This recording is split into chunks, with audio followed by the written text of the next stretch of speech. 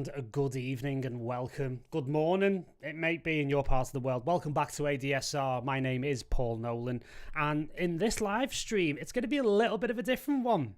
I'm quite happy and proud of this one because I'm actually going to be breaking down some ambient production techniques from my recent album called Dissolve, which, you know, is an album that is meant to be functional in nature. We'll talk all about that, and, you know, we'll get into the production techniques behind it. Like I say, there's some really specific stuff in Ableton that's really cool to kind of like go through, and, you know, we'll look at how it all kind of comes together and the entire production process of the album itself. So before we get started, if you're new here, welcome. This is ADSR. This is the place for you for all things music production knowledge. I'm normally here doing all kinds of stuff with crazy new plugins like I did recently with Arturia Acid V, with the new Baby Audio Transit, the new transition plugin that they did with Andrew Huang, which is amazing, and, you know, demonstrating all of this amazing tech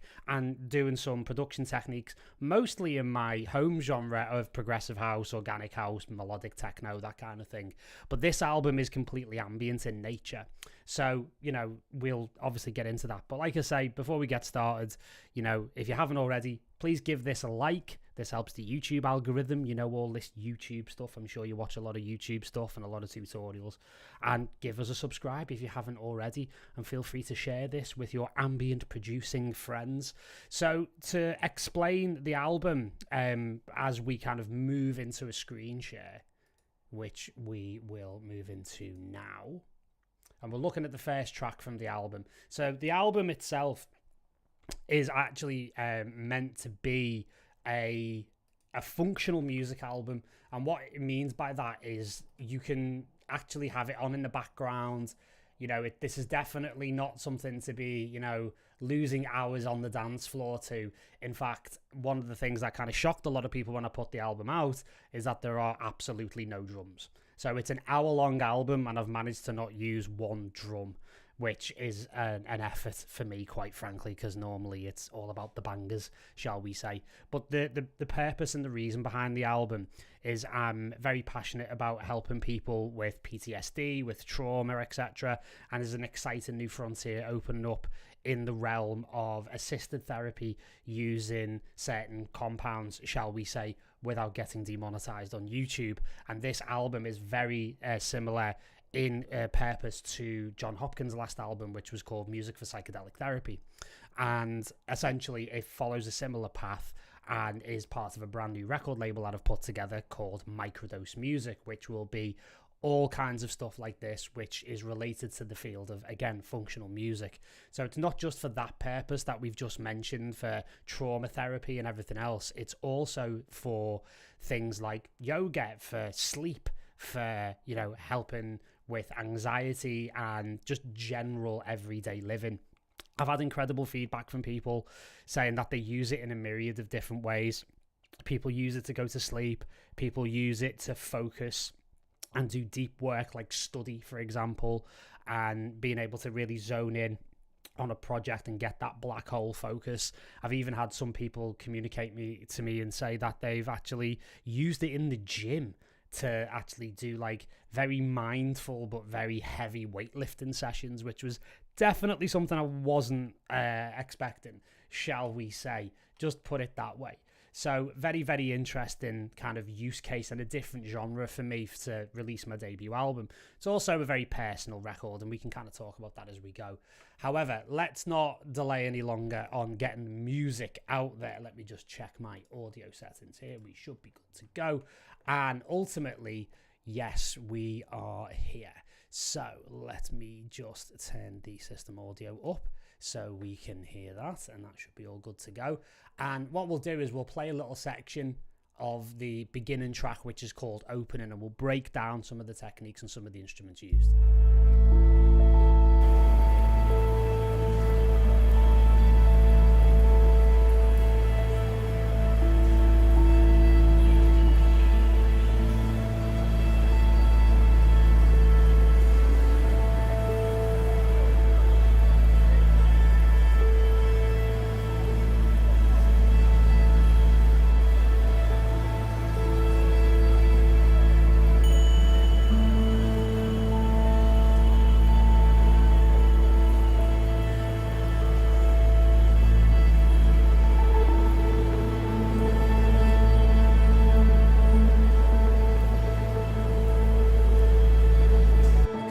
got those guys there, and if I just play it from bar 17, you'll hear this little yellow here, which is the strings that really do bring it.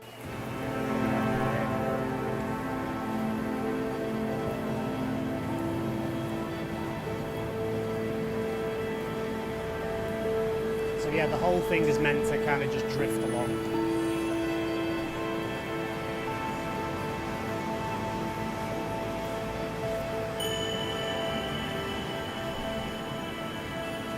Chimes by yours truly, because it's about the only thing I can play properly. And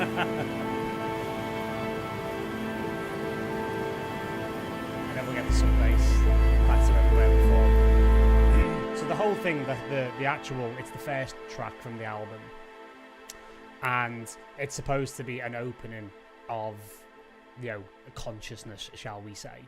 So that's why there's, you know, a whole heap of like different things in a group here, like say for example city skylines and rain and everything else. So there's this thing of like normal everyday life, right? So as the album progresses, it kind of fades away, and you'll hear that in some of the other tracks. So there's that aspect to it. And then going into things like the string aspect, what we'll do is we'll start by looking at this particular contact library here, and it is one of my favorites. There's an amazing company that are based in the UK in Bristol called Slate Ash, and these guys are just phenomenal. They make these really, really interesting, quite out there kind of plugins that can do some really, really wild stuff. Okay, so as you can hear, like if I just solo this sound from bar 17, because there's a little fade in that you'll see from the beginning here.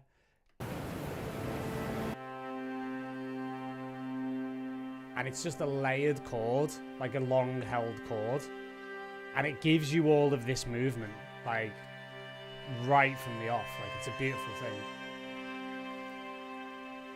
So Slate Ash are amazing with this Auras plugin. They make some incredible other stuff as well, like Cycles, which is this amazing granular plugin, which is on some of the tracks in the album as well. You may see that a little bit later on.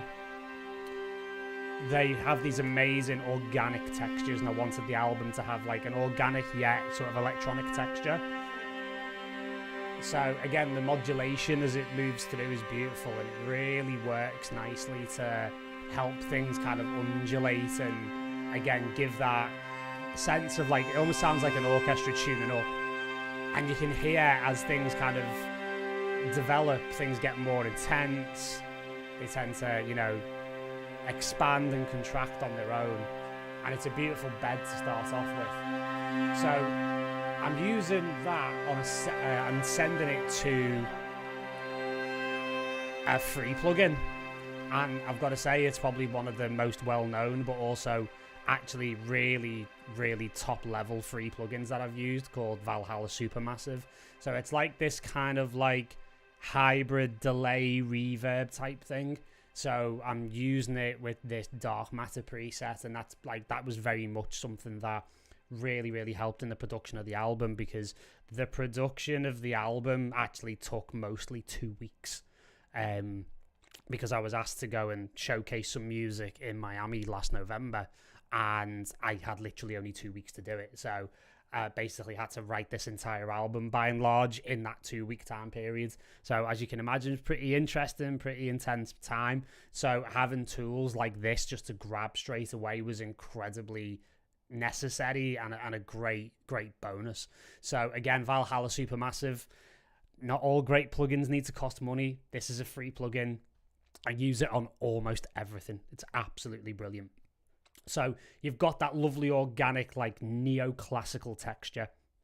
I'm a massive fan of artists like Nils Fromm, Oliver Arnolds, the sadly dearly departed Johan Johansson, a lot of that Icelandic kind of sound on labels like Erase Tapes, for example.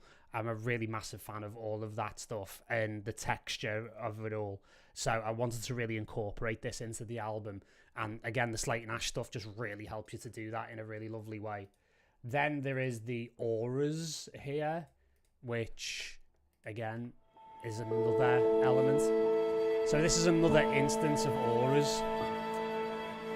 And again, as you can hear in this particular sound, there's a lot more kind of like, almost like Himalayan singing bowls and everything else going on in there, and chimes alongside the strings.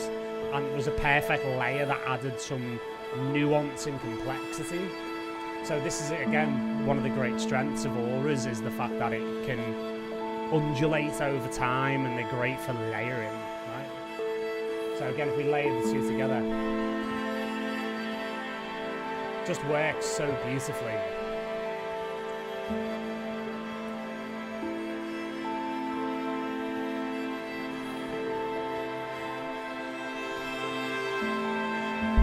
And then the sub bass. And then the sub bass is just really, really simple. It's just something I made very quickly in Diva, using those kind of like Moogie style filters that they've got there. Really, really beautiful. And the thing with the sub bass is actually to, you know, sort of go a bit further into the track. If we actually focus on the sub bass a little bit, there is an interesting section here around sort of bar 49 or so, because what happens around that point, what you'll hear, it actually pitch bends down, because the whole idea is to actually, like, when you sit and listen to this album, it's gonna bring you down to a calmer level, basically.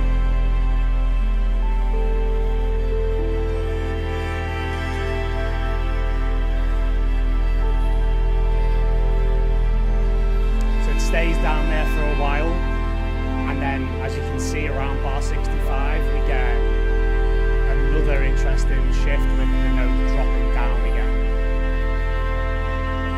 And you can hear those oscillators if we listen to it. You can listen to those oscillators kind of chiming against each other a little bit. There's a little bit of that movement. Not quite a Reese bass, although I'm an absolute fanboy for good Reeses. And you get that, it's got that little bit of movement in it, and a bit of, like, for a synthesizer, a little bit of a natural tone. So you'll get this now where it will drop any second now. Here we go. And you get that beautiful sit down. And as the note lifts,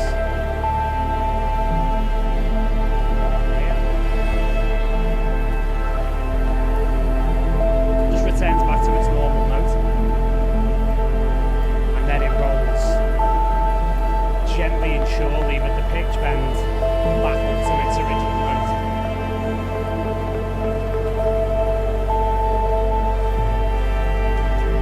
For those of you who are interested, you probably see it on the screen here that the pitch bend tuning was for 5 semitones down, so it was a perfect fourth down, which kind of brings me on to my next subject here, which is the actual scale that this is in.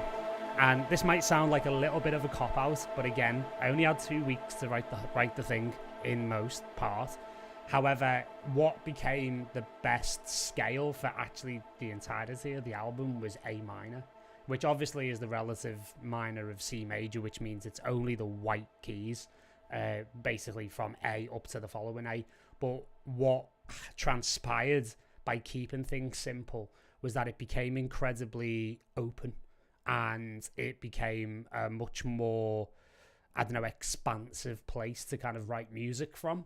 So it wasn't like I wasn't painting myself into a corner musically. I kept it really simple, and that allowed for a lot more creative possibilities. So, you know, if you are writing stuff in simple scales like C major or A minor, don't for 1 second feel like that they're not effective. They're an equal part of the musical scales and modes, and they do their job.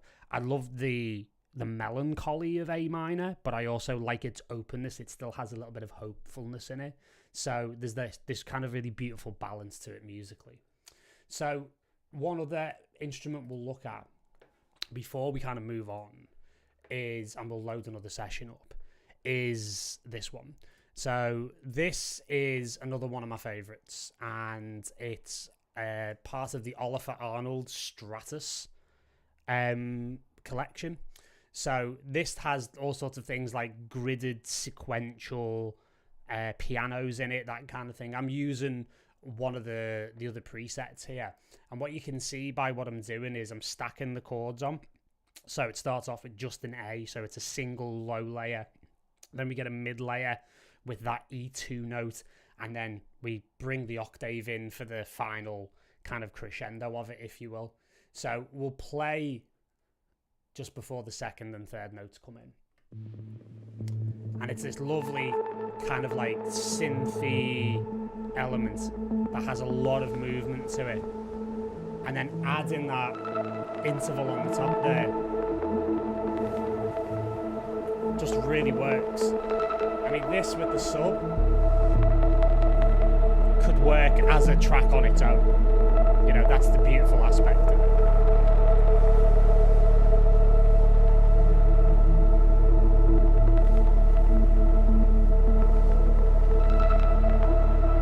And then, as the sub moves back up, we're going to get that final lift. All you're hearing here is the supermassive. That's all it is. In fact, we'll play this back end because you can hear the energy moving.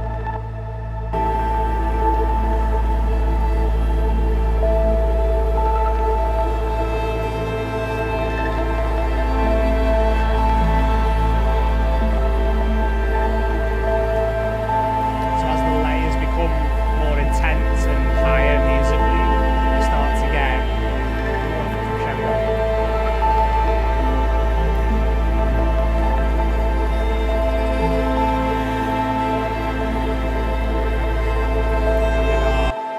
Final sound, something that could not be simpler.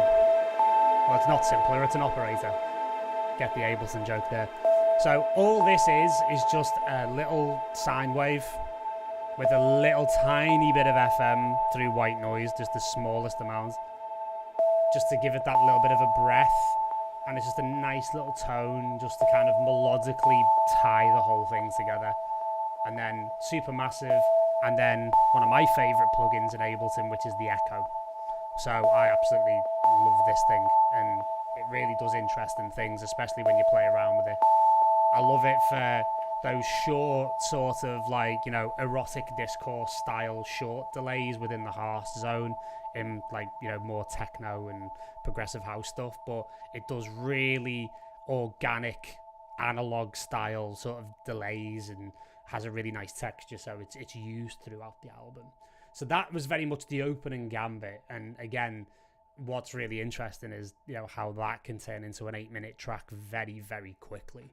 So I'm going to break down the second track on the album that this moves into, and as we kind of round the turn towards, you know, finishing up, I'll actually show you how it all came together and how I brought the whole thing together, because it is a single unified listening experience that's meant to be digested all at once. So it's kind of different from a lot of music where the whole thing is working together as a piece. So what you'll actually see here is that very simple, right? I mean, for the density of the layers and the quality of the sounds, the track counts are actually quite low on this album. It might like surprise quite a few people, but you know, some of the techniques involved quite interesting. So what you can actually see is 2 of the tracks actually inherit from the previous track. So we've got that city skyline and the rain, but it's joined now. The whole idea is that you move out of the city and into more of a jungle style, more kind of like within nature kind of situation. So we have something like this. And then what really makes this track sing is something really, really simple that I've made, which was based on, I can't remember who it was, but I did see it on a tutorial about making drones from a resonator plugin. So I've made this thing called the drone machine, which basically you put it on any group or any sort of sound and it will kind of drone it out for you. So what you'll get as we listen to this is almost like a morphing, where you get a change as the dry and wet rolls up, and you get more, on the resonator and how the reverb interacts with it. You get more and more interesting kind of tones, textures, and as you can see here, the tuning. So again, the scale comes to mind here because it's on A1. We've got different intervals at 3 semitones, 7, 12, and then a minus as well to give it that little bit of bass. Just a little bit of pre-EQ as well, just to kind of clean things up.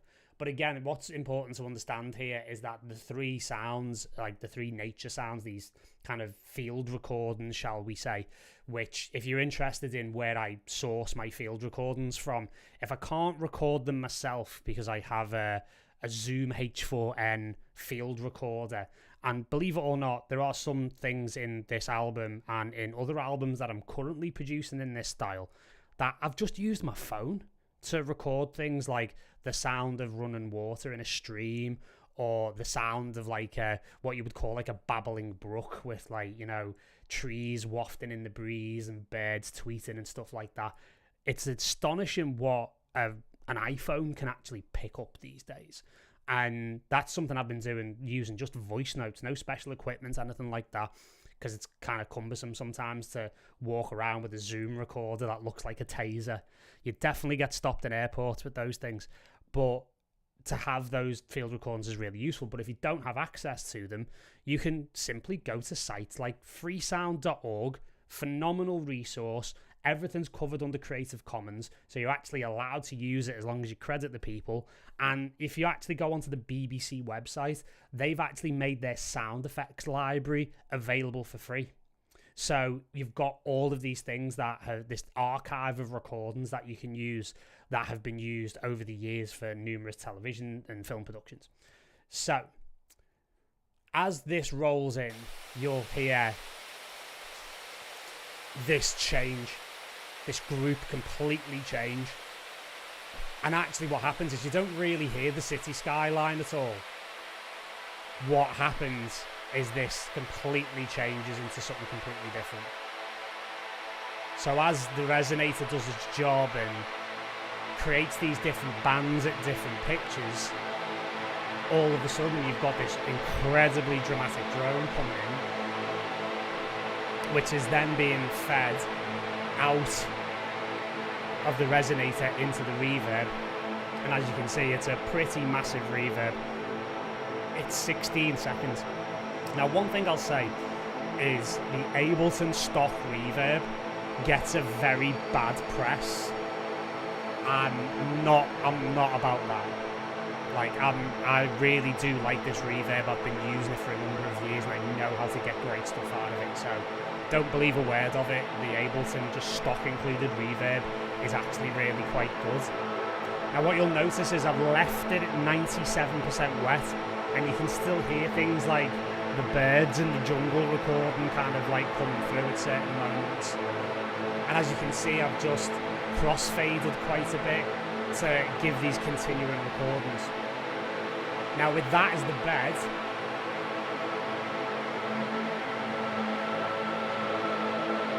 we have this couple of different contact instruments coming in, and this at the top, which is like a whole thing I'm going to talk about in a moment.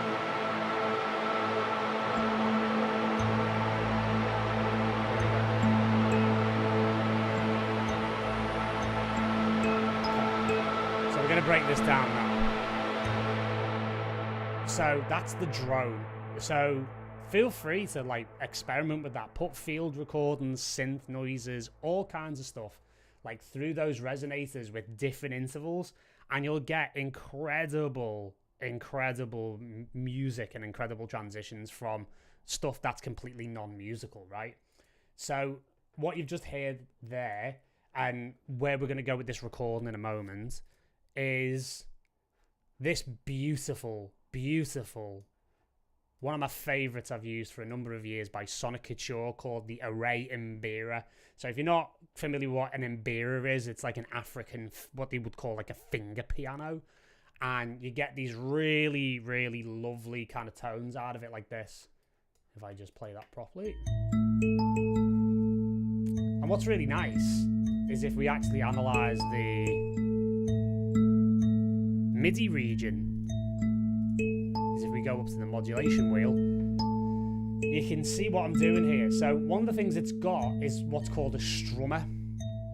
So as you play a note, if you tweak the modulation wheel, it's mapped to the strum, so you can see that moving now. So even if I was to just play a key on my keyboard, like, and just MIDI on that, what you would get is something like...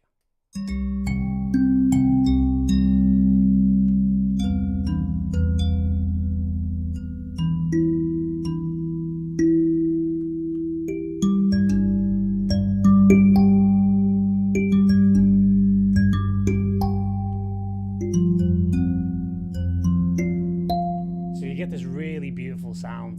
And what's quite interesting about it as well is that you have the choice of actually where it's almost mic'd from. So you've got the combination of a pickup, which obviously is the same as a guitar pickup, and then a mic. So we can listen to this in its own little... And you can hear the mic level, or the mic element, has a bit more of a live sort of roomy feel, less low end, whereas with the pickup it's going to sound super direct, and you can hear I've really lowered that in level. It slightly skews to the right in terms of its panning as well, which is interesting. And then the two in combination. I actually brought that down very deliberately because I wanted a little bit of low-end reinforcement from the pickup, but then the rest of it to be picked up through mics. So I absolutely think this is beautiful. I've used it on a number of tracks over the years. Really, really cool. So yeah, so basically Simple Sam says in the track here, is it in the chat, is it like a mega kalimba or is it like a different kind of instrument? So yeah, it's kind of like a mega kalimba, but what you can see from the graphics, the actual kind of like threads, if you will, are a lot finer. So you can get a lot more like quite sort of flowing, almost like arpeggiated kind of sequences from it. So, you know, we'll bounce to this. So one of the things you haven't heard yet is this.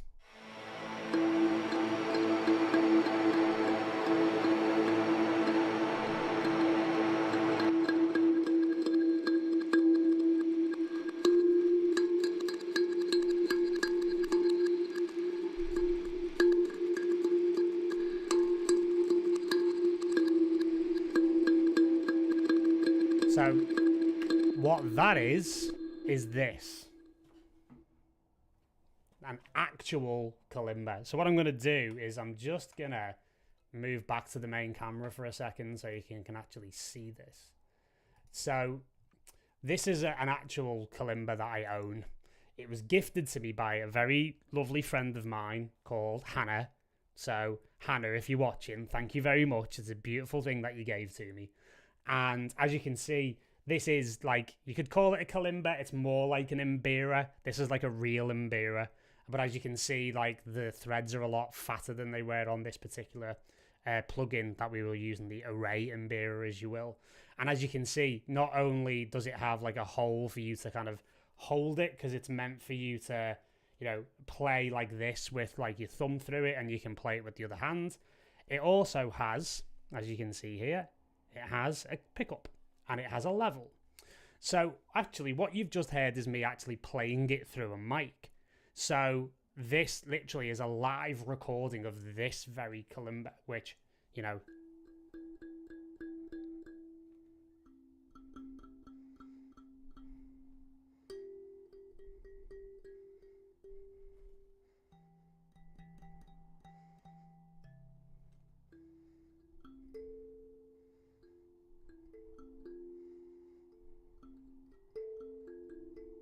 I'm a little out of practice, you've probably noticed. But literally, I laid that take down on this track as like, all right, well, I'll put that down as like a kind of a, a scratch track, and I'll come back to it and play it properly. However, I just fell in love with the sound. And to be honest, my thumbs got sort of very quickly. It takes a lot of practice to get these things right. As you can hear, I can barely play a chime properly. I'm like that old joke about, I used to play in a reggae band at school, used to play the triangle, used to stand at the back and ting. Terrible dad joke, you can tell I'm in my 40s.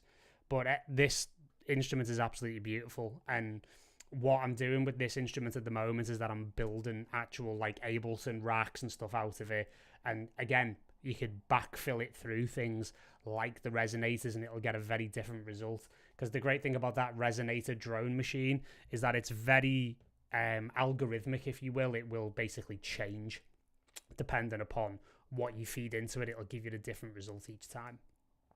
So that's the kalimba, mbira, shall we say. And all it's got on it is a little bit of echo. That's all it's got. I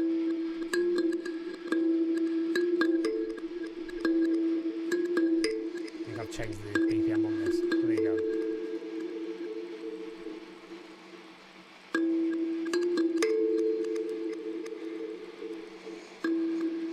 If you listen carefully, you can hear me trying to breathe as lightly as possible in the background, not to, ruin the take. So all it is, a little bit of reverb. And the other thing I use, and this is I'm a big fan of this.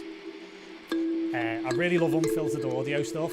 So I really love Silo, which is their granular processing plugin. So that kind of like reversal element, that's what you can hear.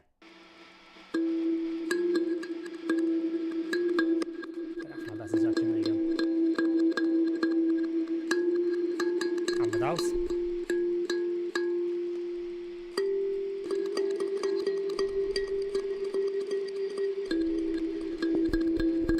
Just that raw recording there, you can hear like me hitting that quite a lot, so that low end needed to be pushed out a little bit. So yeah, really, really beautiful. So yeah, lots of love for Silo in the chat.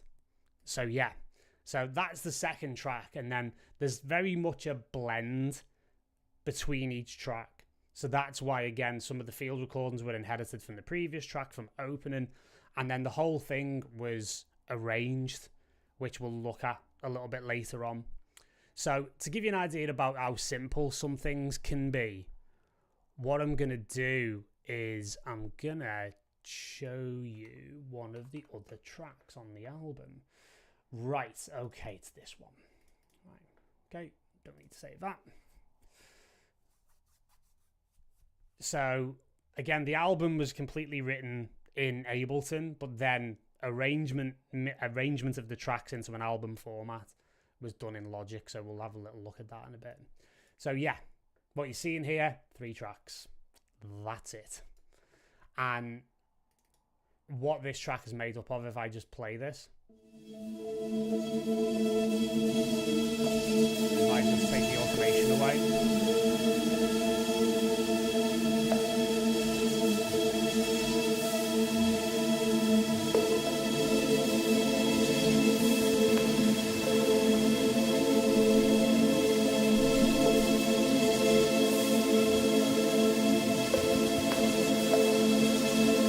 Again, another auras.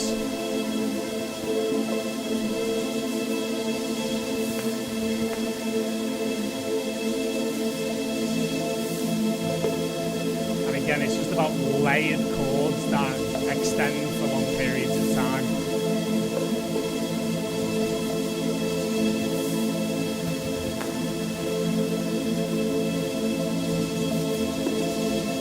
And this track is an interesting one in that it took me about 30 minutes to make, because this was literally just a live jam of me with this preset, this plugin, with auras, and just playing different chords, and I just managed to get something really evocative out of it and managed to capture it actually through Ableton's capture setting, which can be a really, really powerful tool. If you don't use it, in Live 11. Really, really useful. I think it's in Live 10 as well.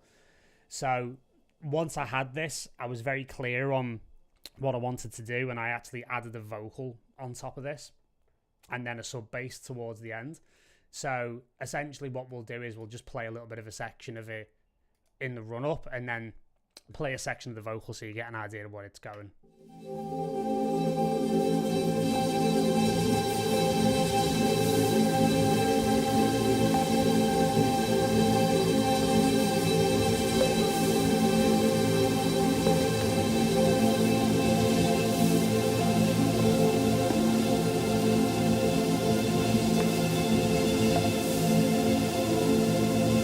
Free bird leaps on the back of the wind and floats downstream till the current ends, and dips his wing on the orange sun rays and dares to claim the sky. But a bird that stalks down his narrow cage can seldom see through his bars of rage. That spoken word poetry over the top.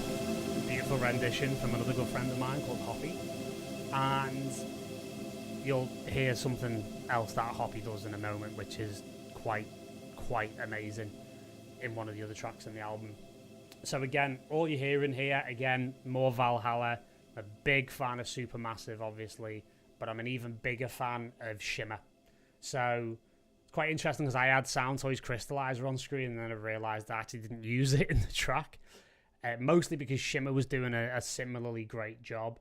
And as you can see here, I love being able to do the pitch shifting on the delays. And it gives quite a granular feel. I'm a big fan as well of granular synthesis, granular processing through stuff like Silo. I love plugins like Arturia Pigment.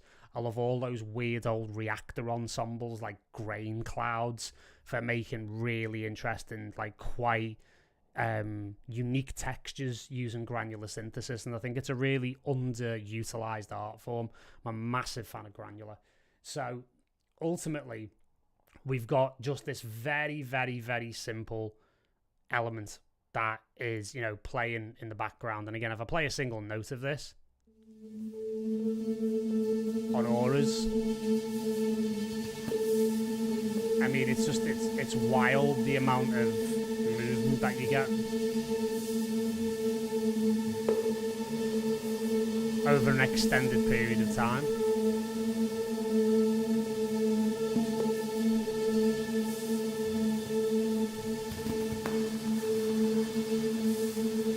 And, you know, I did actually have a bit of an internal thing about, it can't be that simple, surely. But again, with only having 2 weeks to write the album, it was like, no, it needs to be. Just get on with it, run with it, and it worked out beautifully. So again, as the vocal kind of comes to an end, we get a really nice sub bass. Each bird sings of freedom.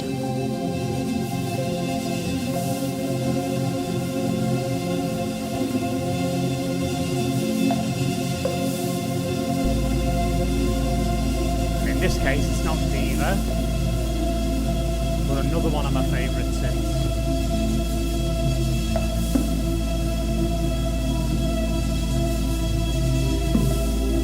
So Monarch, absolutely massive fan of this. I've been using it for years. It's my go-to bass synth.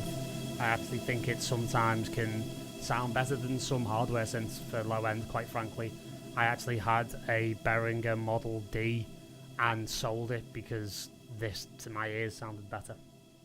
So again, very, very cool. If you're looking for a bass synth for any sort of genre, this is basically Native Instruments take on a Moog within Reactor, and it's very, very, very good indeed. So I would highly recommend. So that's Caged Bird, as the track is known. And then what really turned into the title track of the album was another very simple aspect. Might not have time to go through every single record, but I'll try my absolute best. Yes, simple Sam, it's the NI Moog. It definitely is on the Reactor side of things for Monarch. Okay. So what we're currently looking at is Dissolve, which is the title track of the album, which is a very interesting thing because more live recordings, but this time it's of a large gong. So the gong itself was something like 24 inches or something like that. Like, it's a really quite large gong that my friend Hoppy, who you've just heard the vocals on, has played, and it basically turned into the kind of centerpiece of the album, really, because how she plays these gongs, and this gong in particular, is pretty much unlike anything I've ever heard. So we recorded this in a beautiful recording studio in Wales called Monkey Studios. I think I might have actually done a live stream for ADSR from that studio earlier this year. I think we did, was it Eventide Quadravox? Yeah, I think it was. Yeah, I think we did a Quadravox thing. So really, really cool. Beautiful studio right in the middle of nowhere in Wales. Perfect place to record something like this. And this was mic'd, stereo mics, 2 in the room and also 2 behind, 2 AKG C414s if you want to know. And they have beautiful like Neve preamps and just the ultimate recording setup, as you can imagine. So what we've got here is a combination of me doing background drones just to underpin what Hoppy's doing on the gongs. I've kind of edited out some silences and stuff that's happened in the room. So what you'll hear is stuff like this.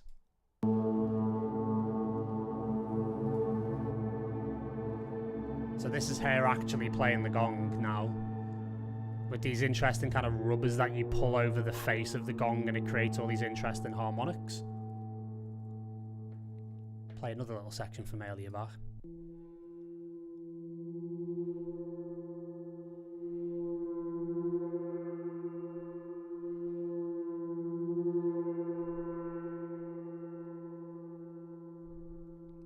So again, quite quiet. And then, as you can probably see by the waveforms, things are about to get interesting.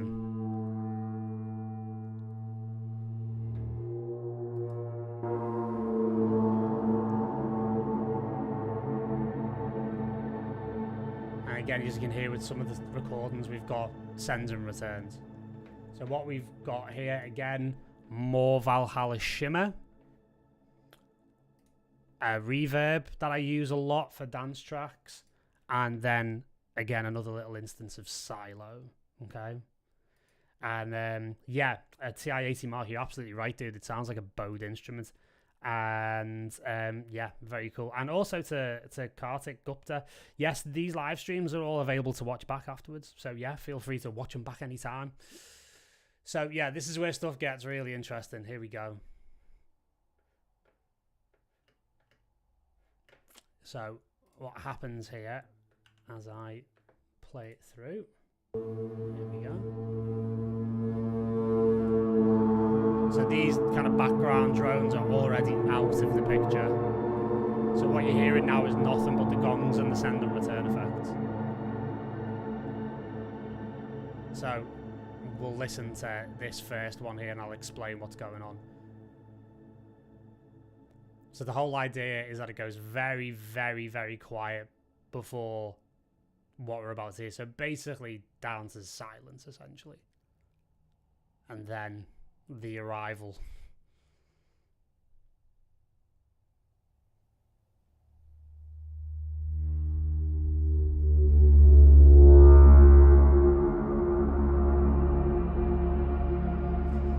So yeah, I'm still trying to work out how you get sounds like that out of a gong. Absolutely insane. And then the next one, just incredible.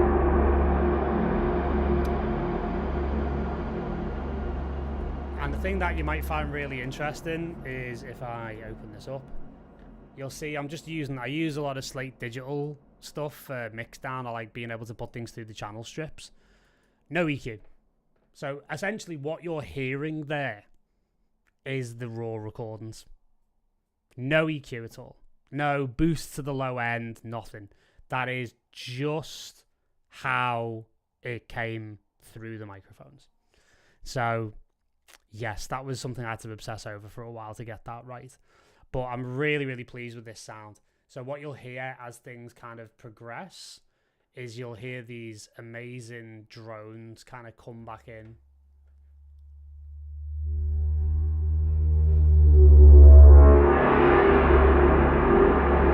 And then the expansiveness of the plugins that it's sent through really start to come through, right?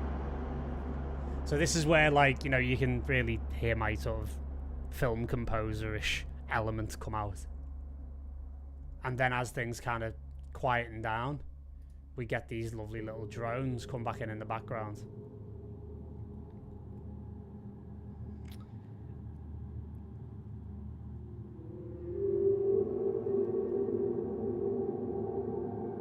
So the great thing is that no matter what we put through these plugins, they're going to react, right? So what's going on in the background is this. And it's very, very subtle. And there's 3 different... If I just turn that up a little bit. There's 3 different gongs laid, or drones, I should say. So there's that. This one. And then this one as well. So, how... so, mic and a gong. Yes. Tell you what.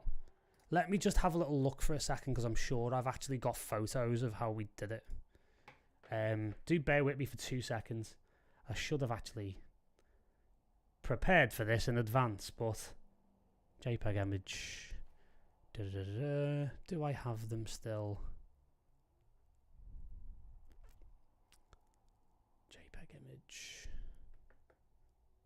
I think that's it. Yes, here we go. That is how you make a gong. So that is what you would call an XY or an Allen Blum line, one of the two.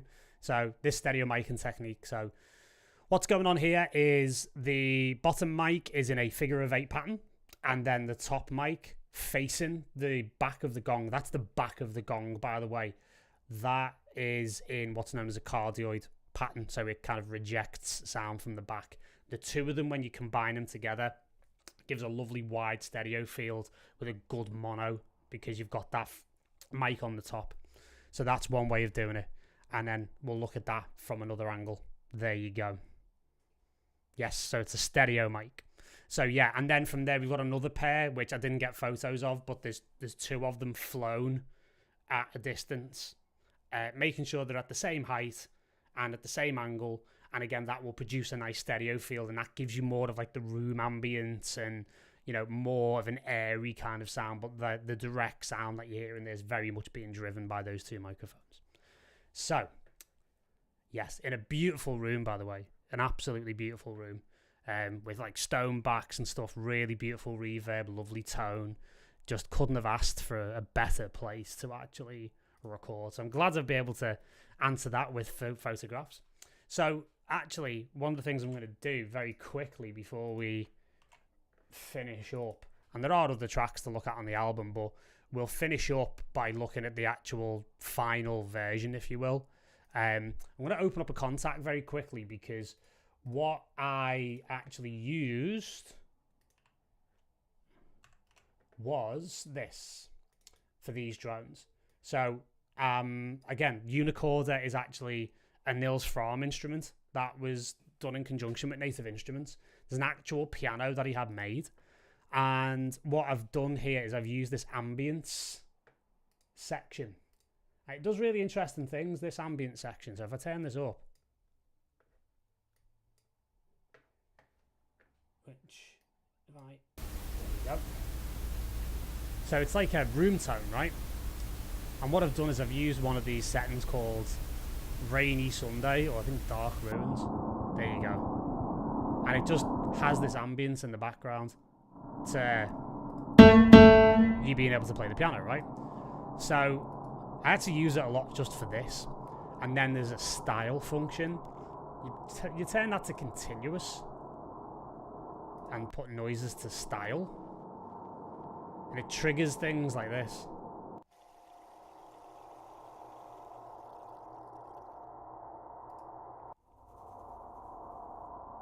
So you've got that element, and then you can turn on the space and go into the mystique. And you can put stuff in like, you know, panned gong is quite an interesting one.